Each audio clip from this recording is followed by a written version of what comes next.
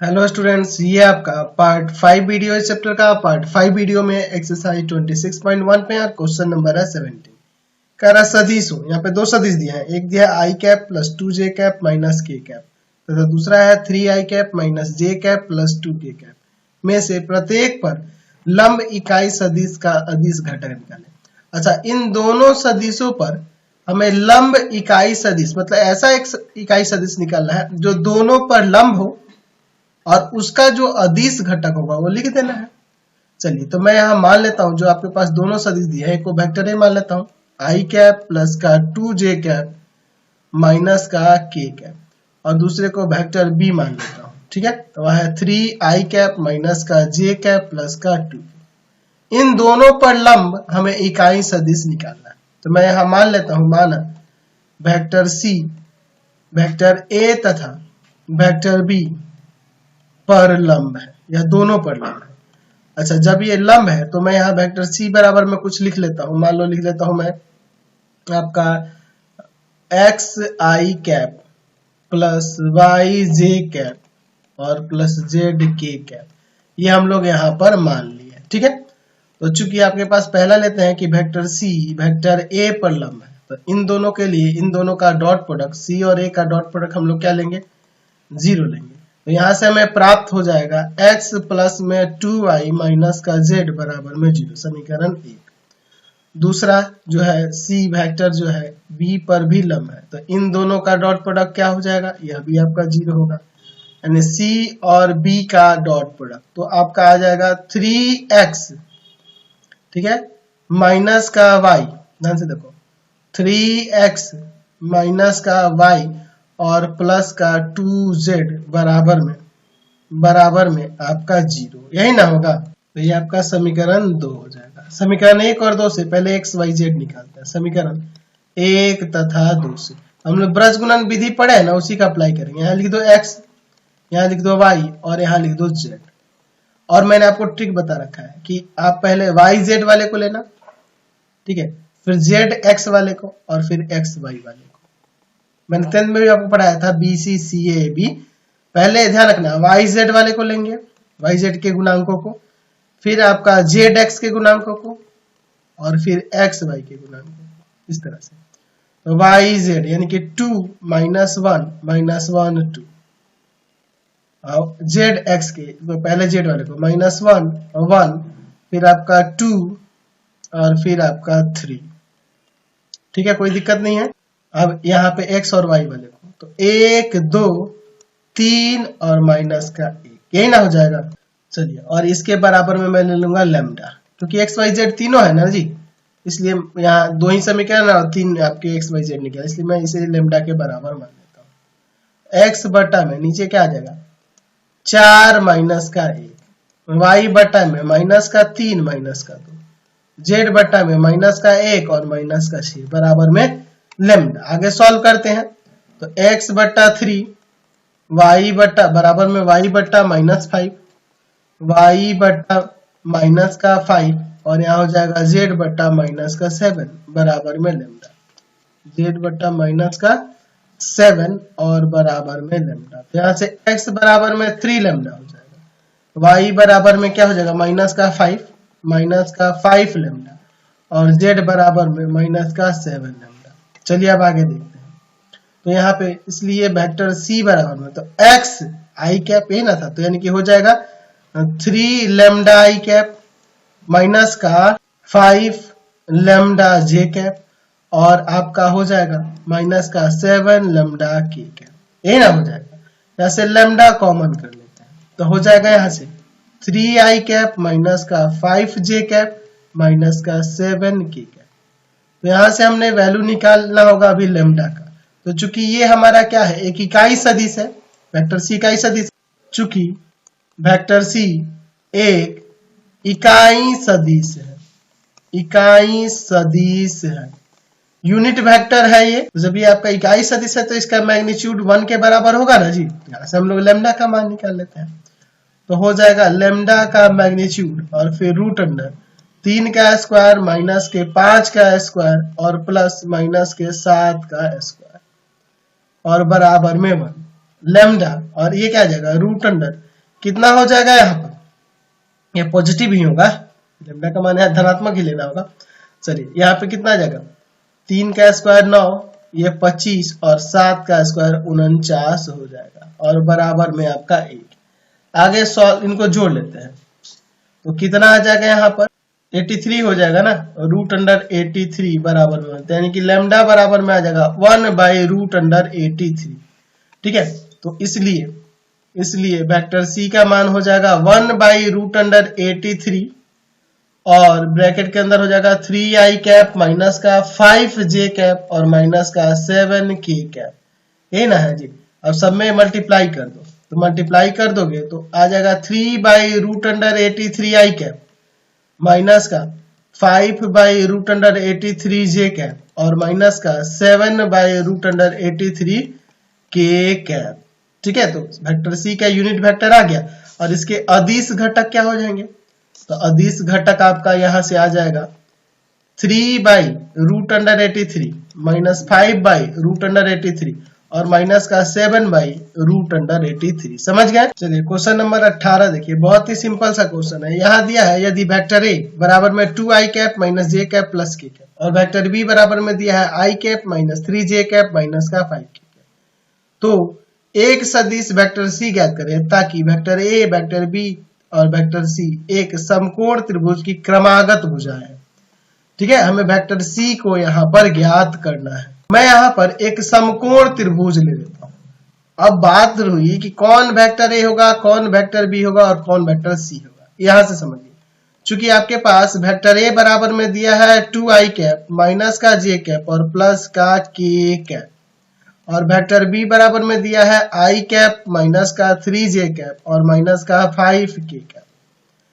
अच्छा, अगर मैं बात करूं इन दोनों के डॉट प्रोडक्ट की, तो आप देखो डॉट प्रोडक्ट निकाल के यहाँ पे 2 प्लस का 3 माइनस का 5 जीरो आ जा रहा है, यानी कि यहाँ पे वेक्टर ए क्या है, वेक्टर बी पर लंब है। जब समकोण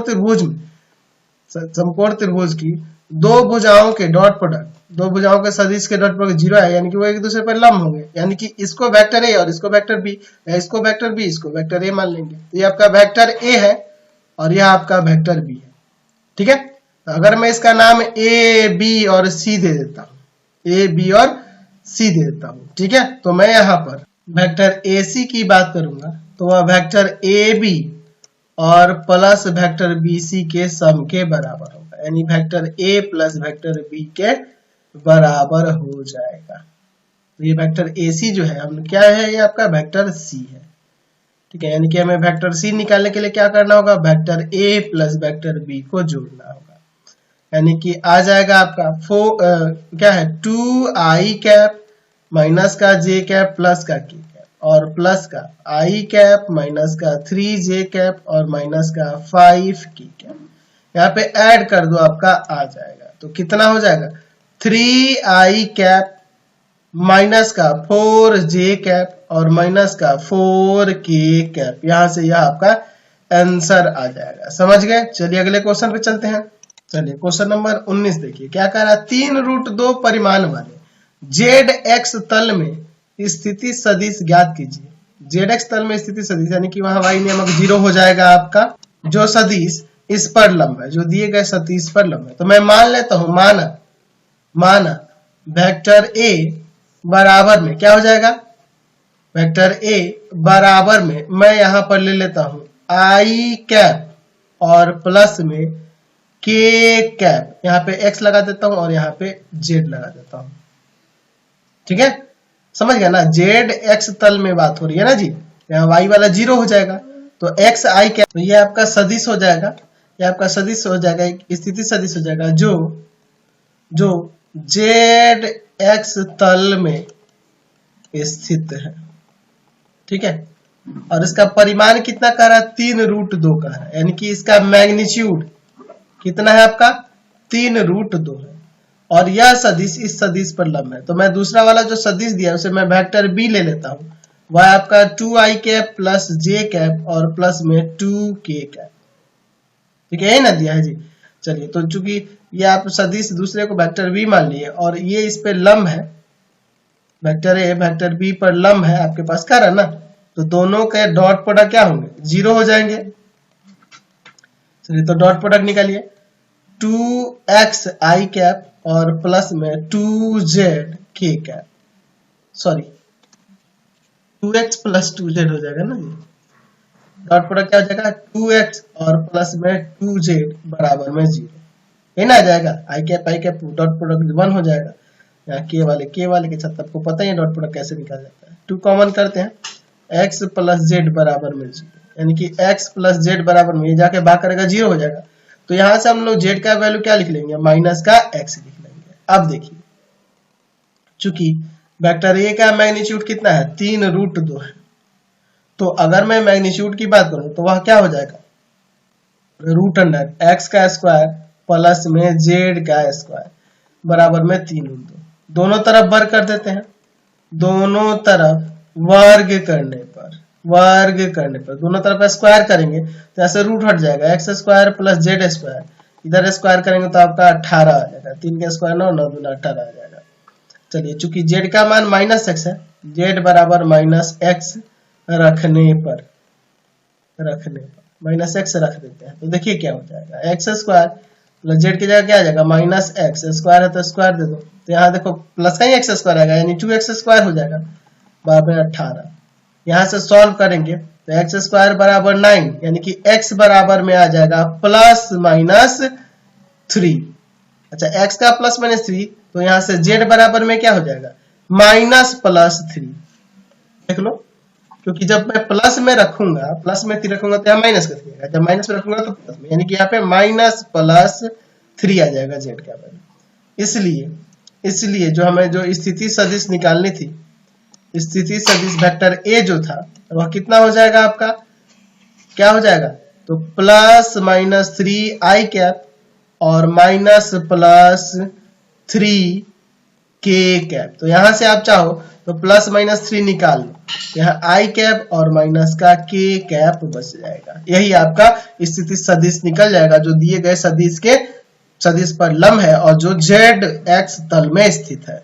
क्वेश्चन नंबर 20 देखिए, कह रहा है एक समांतर चतुर्भुज के विकर्ण यहाँ पर दिए गए हैं, तो दिखाइए कि समांतर चतुर्भुज एक समचतुर्भुज है तथा इसके भुजाओं की लंबाइयां तथा कोण ज्ञात करना है। चलिए समझ लीजिए, मैं यहाँ पर एक काम करता हूँ, एक समांतर चतुर्भुज की रचना कर लेता हूँ, ठीक है, उसके बाद हम लोग क्वेश्चन को देखेंगे। यहाँ पर एक समांतर चतुर्भुज हो जाएगा, हमारे पास इसके विकर्ण दिए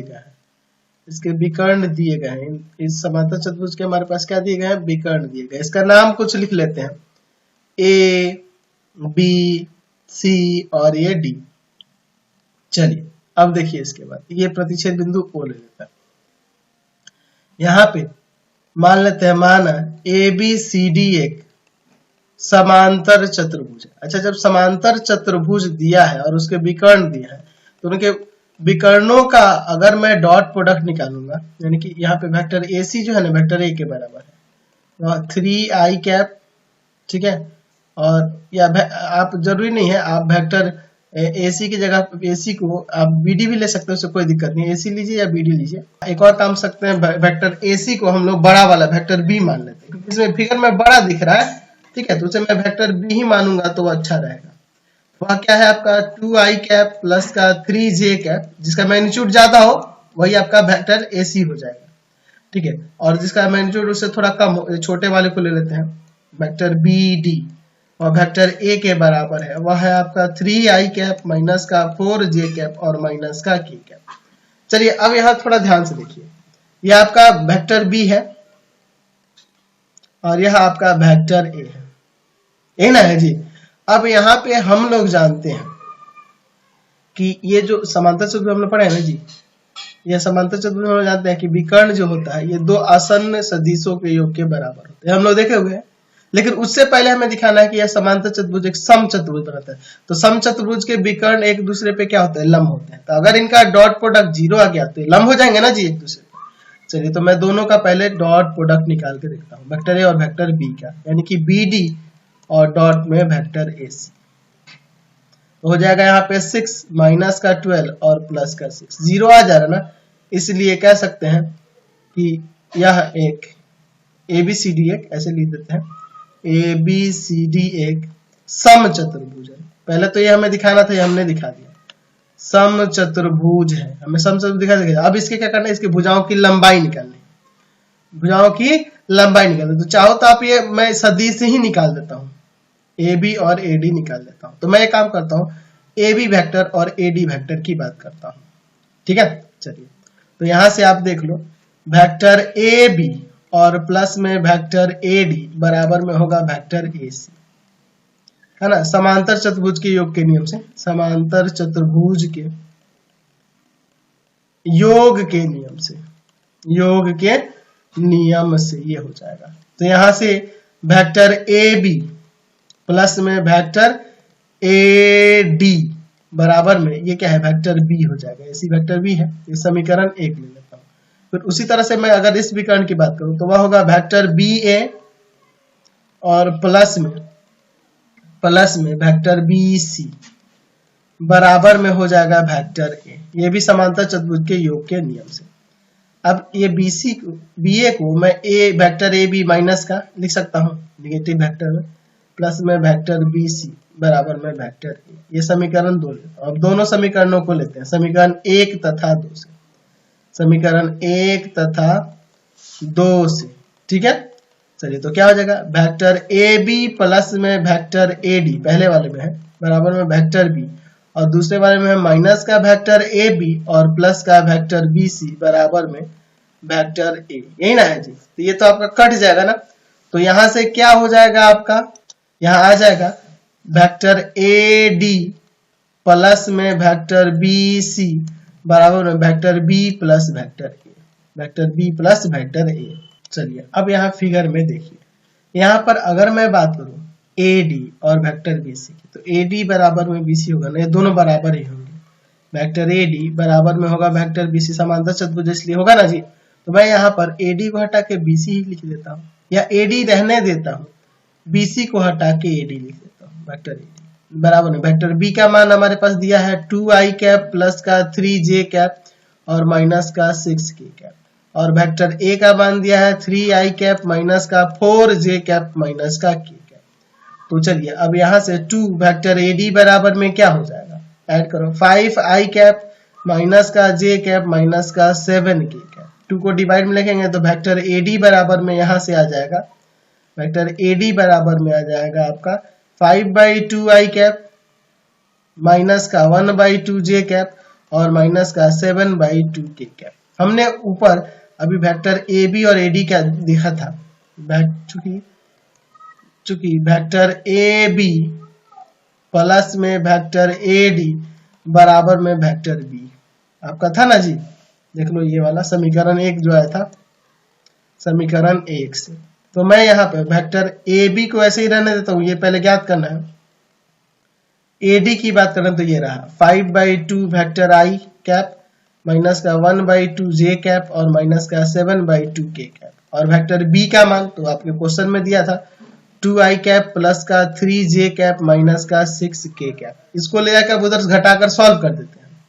तो वेक्टर ए बी बराबर में आ जाएगा, इसको ले जाकर उधर घटाओगे तो हो जाएगा आपका माइनस का 1/2i कैप और प्लस का 7/2j कैप और प्लस ये जाके उधर प्लस का होगा, और फिर एलसीएम लेके घटाएंगे तो आ जाएगा आपका माइनस का, एलसीएम लेके घटाएंगे ना 6 दूना 12, 12 में से 7 गया 5, माइनस का 5/2 k कैप। देख लो ये माइनस वाला जाके इधर प्लस होगा, एलसीएम लेके करेंगे तो यही आ जाएगा। ये दो हमने सदिश निकाल दिए, हमने वेक्टर ए बी और ए डी निकाल दिए। तो अगर मैं मैग्नीट्यूड इसके भुजाओं की बात करूं तो भुजाएं प्रत्येक भुजाएं तो बराबर होती है ना, किसी का भी मैग्नीट्यूड निकाल दूंगा हो जाएगा, क्योंकि प्रत्येक भुजाएं बराबर होती है। ए बी का ही निकाल दो, -1/2 का स्क्वायर प्लस 7/2 का स्क्वायर और माइनस का 5/2 का होल स्क्वायर, है ना जी। चलिए सॉल्व कर देते हैं। 1/4 49/4 25/4 रूट अंडर ये कितना हो जाएगा 75/4, यानी कि आ जाएगा यहाँ से कितना 5√3 और बटा में 2। तो यही सबका आएगा, प्रत्येक भुजा यही आएगी। आप बीसी भी निकालोगे चाहे एडी निकालोगे, कोई भी निकालोगे, सबका मैग्नीट्यूड यानी कि भुजा की लंबाई, प्रत्येक भुजा की लंबाई 5√3/2 इकाई हो जाएगी। अब बात करते हैं इनके बीच के कोण की। तो अगर मैं इस कोण की बात करूं तो इन दोनों का डॉट प्रोडक्ट में दोनों के मैग्नीट्यूड से भाग करना होगा। तो सबका मैग्नीट्यूड तो मैंने बता दिया कि ए बी का निकालो, चाहे बी सी का निकालो, चाहे सी डी का निकालो, या चाहे ए डी का निकालो, सबका मैग्नीट्यूड समान होगा क्योंकि समचतुर्भुज है ना जी। तो यहाँ पे यही आएगा 5√3/2। अब वेक्टर की बात करते हैं तो हमारे पास वेक्टर ए बी और ए डी का दोनों का मान है। तो वेक्टर ए बी और डॉट वेक्टर ए डी दोनों का डॉट प्रोडक्ट निकाल देते हैं। तो हमने ए बी अभी निकाला था और ए डी भी ऊपर निकाला है, तो इन दोनों का डॉट प्रोडक्ट हम लोग निकाल सकते हैं ना। माइनस का 5/4 माइनस का फिर कितना हो जाएगा, माइनस का 7/4 और प्लस में 35/4। देख लो कितना हो जाएगा 35/4। चलिए एलसीएम लेके सॉल्व कर देते हैं। तो एलसीएम लेके सॉल्व करेंगे तो 23/4 आ जाएगा। तो डॉट प्रोडक्ट तो अब निकल गया। अब हम लोग बीच का कोण यानी कि यहाँ पे cos A की बात करते हैं। तो यहाँ हो जाएगा दोनों का डॉट प्रोडक्ट बटा में दोनों का मैग्नीट्यूड, दोनों का मैग्नीट्यूड यही ना करेंगे जी। तो यहाँ से cos A बराबर में हो जाएगा, cos A बराबर में हो जाएगा, दोनों का डॉट प्रोडक्ट आया है 23/4 और बटा में दोनों का मैग्नीट्यूड है 5/2 गुना 5√3/2, 5√3/2। ये 2 दूना 4, इससे कट जाएंगे। यानी कि यहाँ से जो कोण होगा ना cos A का मान वह 23 बटा में कितना जाएगा, यहाँ पे 75 आ जाएगा। यानी कि A बराबर में हो जाएगा cos इनवर्स 23 बटा में 75। तो एक कोण cos इनवर्स 23/75 हुआ। तो दूसरा कोण क्या हो जाएगा, दूसरा कोण यानी कि अगर एंगल बी की बात करेंगे, एंगल बी की बात करें तो एंगल ए का मान है। अगर एंगल बी की बात करेंगे तो आपको पता है कि इन दो आसन्न कोणों का योग 180 होता है, पता है ना जी, 180 होता है। तो यहाँ पे हम लोग लिख सकते हैं क्या हो जाएगा, पाई माइनस में cos इनवर्स 23/75। ये आपका दूसरा कोण निकल जाए। दो ही कोण होंगे ना जी, दो ही प्रकार के कोण होंगे, एक न्यून कोण और एक अधिक कोण, दो ही कोण होंगे। ये हमने निकाल दिए, समझ गए, कोण भी निकल गए, ये भुजाएं भी निकल गई, भुजाओं का परिमाप भी हमने निकाल दिया और साबित भी कर दिया कि ये समचतुर्भुज है। चलिए क्वेश्चन नंबर 21 देखिए। मान लीजिए यहाँ पे आपके पास 3 सदिश दिए, वेक्टर ए, वेक्टर बी और वेक्टर सी। एक ऐसा सदिश वेक्टर डी ज्ञात करना है जो वेक्टर ए और वेक्टर बी दोनों पर लंब है और सी और डी का डॉट प्रोडक्ट क्या है 15 है। तो मैं यहाँ पर मान लेता हूँ वेक्टर डी बराबर में एक्स आई कैप प्लस वाई जे कैप और प्लस में जेड के कैप और एक्स वाई जेड का वैल्यू निकाल दूंगा। तो यहाँ पर चूंकि आपके पास दिया है कि वेक्टर ए या वेक्टर डी वेक्टर बी ए पर लंब है या वेक्टर ए वेक्टर डी पर लंब है, ये दिया है ना जी, लंब है। तो दोनों का डॉट प्रोडक्ट तो मैं यहाँ 0 ले लूंगा ना। तो vector A dot vector D बराबर में 0। चलिए इनका डॉट प्रोडक्ट लिखते हैं। तो वेक्टर ए ये रहा और वेक्टर डी यहाँ पे ये हमने लिया है। तो हो जाएगा आपका x प्लस में 4y प्लस में 2z बराबर में 0, एक समीकरण। चूंकि वेक्टर बी वेक्टर डी पर लंब है, वेक्टर डी पर लंब है, तो यहां से हम लोग लिख सकते हैं vector B dot vector D बराबर में 0। दोनों का डॉट प्रोडक्ट क्या आ जाएगा 0। तो वेक्टर बी और डी का डॉट प्रोडक्ट 0 करेंगे तो आ जाएगा आपका 3x माइनस का 2y और प्लस का 7z बराबर में 0। ये समीकरण 2 हो जाएगा। फिर आगे दिया है कि चूंकि vector C dot vector D जो है ना 15 यूनिट के बराबर है, 15 इकाई। तो सी और डी का डॉट प्रोडक्ट निकालिए तो हो जाएगा आपका 2x माइनस का y और प्लस का 4z बराबर में 15। यह आपका तीसरा समीकरण हो गया। अब तीनों समीकरणों से x y z निकालेंगे तो हमारा सदिश आ जाएगा। चलिए तो हम लोग समीकरण 1 और 2 से पहले लेते हैं। समीकरण 1 तथा 2 से, समीकरण 1 में है आपका x प्लस 4y और प्लस का 2z बराबर में 0, यह समीकरण 1 है। और समीकरण 2 में है आपका 3x माइनस का 2y प्लस का 7z बराबर में 0, यह समीकरण 2 है। इसी में मैं 2 से गुणा करूंगा और इसमें 1 से। देखिए यहां से क्या हो जाएगा आपका x प्लस 4y और प्लस 2z बराबर 0। यहाँ 2 से गुणा करेंगे तो 6x माइनस का 4y प्लस में 14z बराबर में 0, यह आपका कट जाएगा। यहाँ पे कितना जाएगा 7x और प्लस में 16z बराबर में 0। यह समीकरण मैं 4 दे देता हूँ। ठीक है, अब मैं समीकरण 1 और 2 और 3 से चलता हूँ। समीकरण 2 तथा 3 से 2 तथा 3 से 3x माइनस का 2y प्लस 7z बराबर में 0 और समीकरण 3 में है आपका 2x माइनस का y और प्लस का 4z बराबर में 15। समीकरण 1 ये रहा और यह आपका समीकरण 2 है और यह समीकरण कितना है आपका 3 है। समीकरण 3 है। एक काम करते हैं, इसमें मैं 2 से गुणा कर देता हूं और इसमें 1 से। चलिए आगे सॉल्व करते हैं यहाँ से, ताकि यहाँ y वाला कट सके और दोनों में x और z वाला बचेगा, तो x z का मान निकाल के मैं फिर समीकरण 1 2 3 किसी में रखूंगा तो आपका y क्या आ जाएगा। तो आपका 3x माइनस का 2y प्लस का 7z बराबर में है 0 और यहाँ 2 से गुणा करेंगे तो 4x माइनस का 2y प्लस का 8z बराबर में 15 दूना 30 हो जाएगा। यहाँ सॉल्व करो, माइनस प्लस माइनस माइनस, ये आपका कट जाएगा। माइनस का x माइनस का z बराबर में माइनस का 30, यानी कि यहाँ से आ जाएगा x प्लस z बराबर में 30। ठीक है, तो आपका समीकरण कितना हो जाएगा 5 हो जाएगा। समीकरण 4 तथा 5 से, समीकरण 4 तथा 5 से देखो ना कितना सिंपल है। इसमें मैं क्या करता हूँ, इसमें 1 से गुना और इसमें मैं क्या कर देता हूँ 7 से गुना, तो वह 7x प्लस में 16z बराबर में 0 और यहाँ हो जाएगा 7x प्लस 7z बराबर में आपका 7 ये 210। यहाँ साइन बदलते हैं, माइनस माइनस माइनस, ये कट गया। यहाँ पे सॉल्व करेंगे तो आ जाएगा 9z और बराबर में यहाँ पर आपका आ जाएगा माइनस का 210। तो z बराबर में हो जाएगा माइनस का 210 और बटा में 9, कट जाएगा 3 से। यहाँ पे हम आसानी से काट सकते हैं, है ना। और ये आ जाएगा आपका कितना 70 ना, तो यानी कि z बराबर में आ जाएगा माइनस का 70 बटा में 3।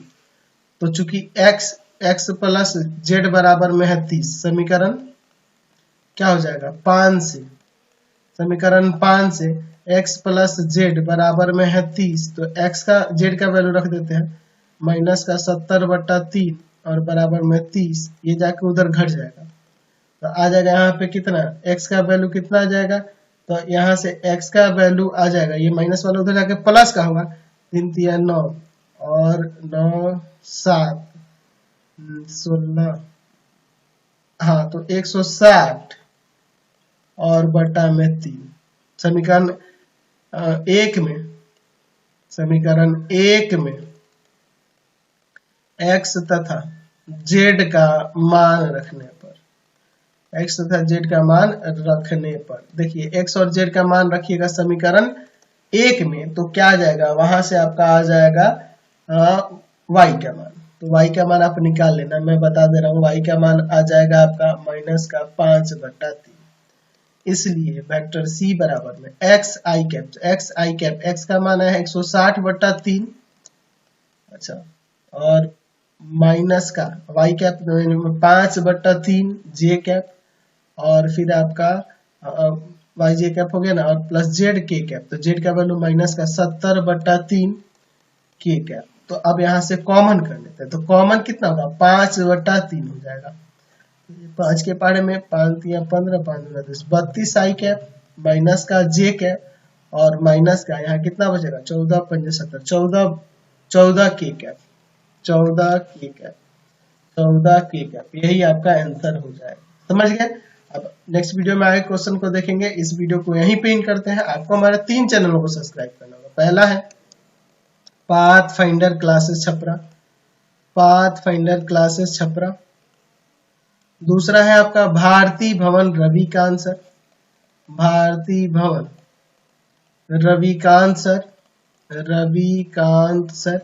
और तीसरा चैनल है रविकांत सर के नाम से। तीनों चैनल को सब्सक्राइब करेंगे। इससे रिलेटेड वीडियो के लिए सीधे डिस्क्रिप्शन में जाएंगे और इससे संबंधित नोट्स के लिए गूगल पे जाके सर्च करेंगे www.ravikantsir.in। इस पर जाकर आप सभी क्लासेस के नोट्स को डाउनलोड कर सकते हैं, ऑनलाइन टेस्ट दे सकते हैं, इंपॉर्टेंट क्वेश्चन आंसर को डाउनलोड कर सकते हैं। Thanks for watching the video.